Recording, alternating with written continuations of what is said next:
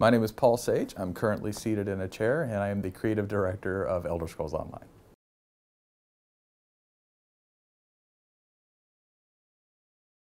Well, one of the things that I think makes us really different and appealing for an MMO audience is the fact that it's Elder Scrolls Online, which, to describe it better, it means that there's an engaging combat system. You know, we're not the same rotation-based combat. You hold down left mouse button to charge your attacks, or you can just swing left mouse button with or swing your sword with the left click, for instance. You can block with your right mouse button, and then you have your shortcut bar to use all of your abilities, and that's one way. But really, I think the thing that sets us apart is the depth of the content and the context of it. You know, it's steeped in Elder Scrolls lore.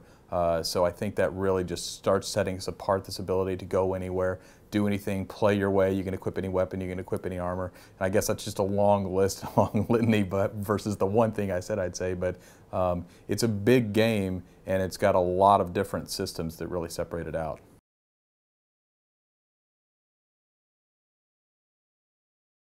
One of the features I am really proud of with Elder Scrolls Online that we haven't talked about much is the lore library.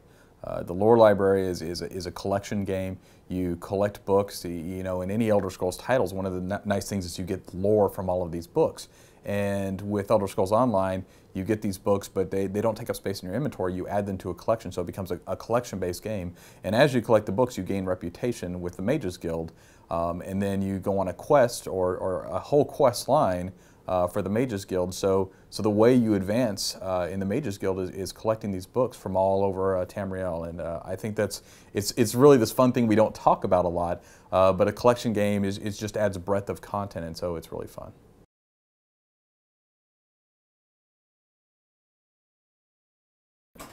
One of the ways that Elder Scrolls appeals to the hardcore gamer or the competitive gamer is that we have this huge open area for PvP. It's what we call our alliance war with the 3 different alliances. So you've got the Daggerfall Covenant, the All-Merry Dominion, and the Ebonheart Pact. And it's not just, you know, straight PvP without consequence. You're actually working to take over resources. As a single player, you're gaining an alliance points, and you're gaining abilities as you gain strength in PvP.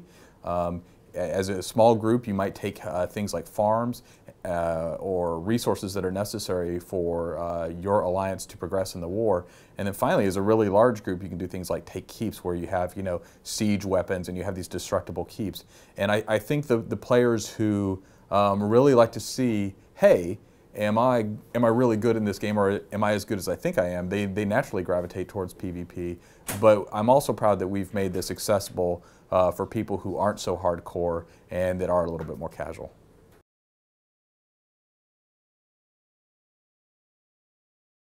Sure. Internally, we call battle leveling the ability for a level 10 to pair up with a level 50. And battle leveling is nice because you can just get into Cyrodiil, which is our PvP area, right away. And that basically means you're almost on, not really even footing, but you can compete as a level 10 player. But if you're level 50, if you've gone and you've done lots of PvPing, or if you've instead done PvEing, you still have a broader scope of abilities, and you're probably better, but we want to make sure that that level 10 is competitive, and so we give you, say, health and magicka and stamina that are in line with what a level 50 would have. How will the game expand after shipping, and how often will there be new content? I have to say that one of the big things that is our goal as an organization is that this is a service, and it's a premium service. It's world class, and we know that to keep people's interest, it's super important to have content that comes out regularly. And so the team's goal is to make sure there are regular content updates. Now, the frequency of which are determined by a lot of different factors, but we want to make sure that we're keeping your interest constantly. We're constantly introducing new content. And so I think the frequency is going to be much greater than what people are used to in an MMO. Because we do feel so strongly about this. And I think there'll be a time that we reserve, even in our development cycle, where we say, okay, this is content we want to start working on now, even before the game ships, that we want to make sure is ready after the game ships, because we know that's so important, that people who've put this time and all of this love in their character have new things and that they can do with their characters.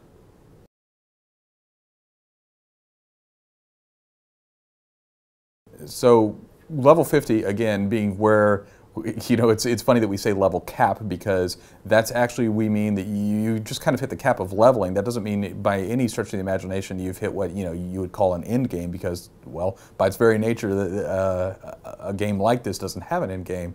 And so when players progress, they're gaining expertise, what we call expertise, in different weapons, different armor, even their class abilities.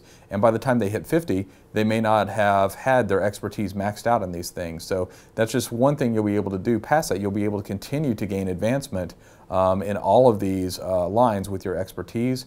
You'll be able to find new perks. You'll be able to, you know, really, in exploring, you'll be able to find lots of other ways to increase your character and the value in your character.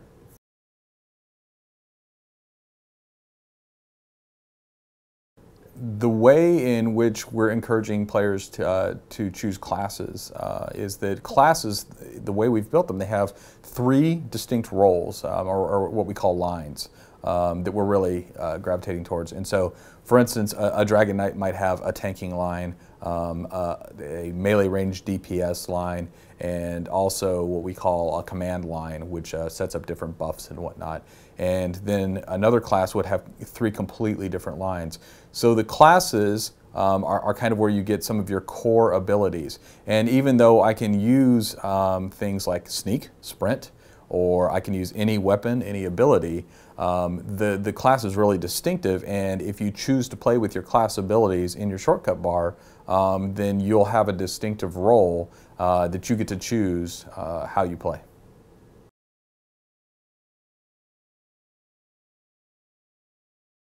Our mega server tech is really the core of what we started out trying to do. We said that this has to be an incredibly social game, and we wanted to remove this barrier that you hit, that you can hit right away, which is I decide I want to play the game, and I've decided I want to play my game on a Tuesday, and my friend Bob has decided he wants to play it on you know, the Sunday before, because he got in before me.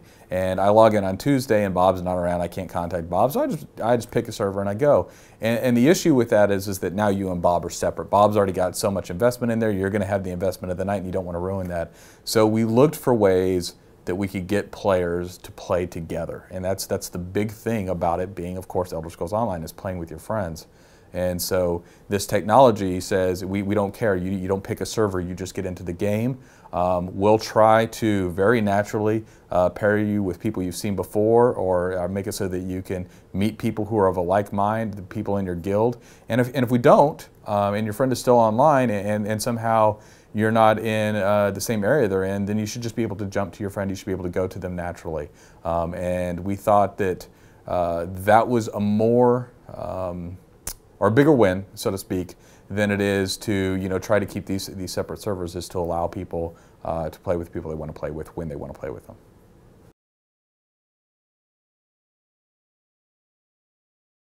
Are there any specific games that you feel you've taken a lot of influence from? Okay, so are there any games I've taken influence? Let me take this personally as a personal question, because I think that's the way I can answer you most honestly. And the big answer is yes. I mean, I'm a huge gaming nerd, have been for years, and I say that with all due love, right? And you know, for me, games like Ultima, when I was very young, playing that, you know, and then going up, you know, playing some of the Bard's Tales, you know, but I also was big into games like you know, Doom and first-person shooters. So really, a lot of where I go draws from a lot of different areas. But and I say this, and I know I'm working on it. But Elder Scrolls, you know, when I played Arena, I played Daggerfall, but it was really when I got into Morrowind that it took off for me, and when you got that depth of story, and I felt like this was the continuation of the RPGs that had kind of almost been on hiatus for me for a long time, there where I really started to get into it. And so, you know, I think you'll see influences from a lot of those games into it. And then, you know, of course, I play lots of MMOs that are out there currently. I look at the good things, the good aspects from those games, as well as the things that didn't work so well. And I say, how does that translate into our experience? What do we do? And I think that's been important. So I think that breadth of game playing has been instrumental to what we do.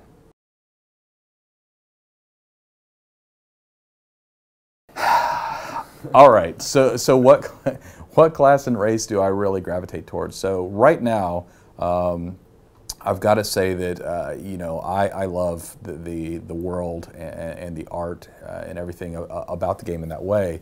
And for me, I tend to gravitate towards Redguard because walking around in Sentinel for me, getting that experience. You see that port town, but it's on the edge of the desert. The buildings are so gorgeous that I naturally gravitate towards there.